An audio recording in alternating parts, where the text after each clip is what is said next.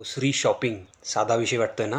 पण तुमच्याकडे ग्रोसरी शॉपिंगबद्दल योग्य दृष्टिकोन असेल ना, तर तुमच्या अख्ख्या फॅमिलीचं हेल्थ त्याच्यामुळे डिसाईड होऊ शकतं. घरामध्ये आई किंवा बाबा कोणीही ग्रोसरी शॉपिंगसाठी रिस्पॉन्सिबल असेल, तर तुम्हाला 5 महत्त्वाच्या गोष्टी सांगणार आहे मी. घरामध्ये आपण काय खातो, ते बऱ्यापैकी आपण काय विकत आणतो त्यावरती अवलंबून असतं. Healthy choices, healthy life. Countdown number 5. Acting as a role model. Be the example for your kids. मुलं आईवडिलांचं अनुकरण करतात. आईचा हेल्दी दृष्टिकोन मुलांकडे जाणार. फळं भाज्या खाताना एन्जॉयमेंट दाखवा.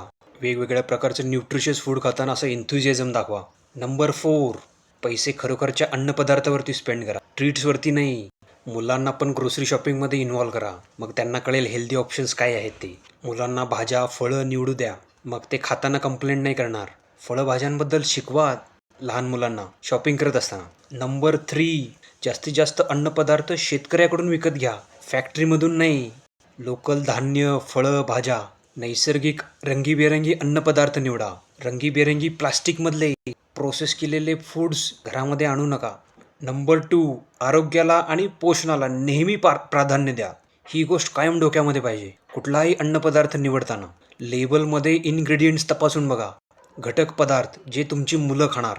कमी मीठ, साखर, कमी केमिकल्स, प्रिझर्वेटिव्स आणि कमी सॅच्युरेटेड फॅट असलेले पदार्थ निवडा.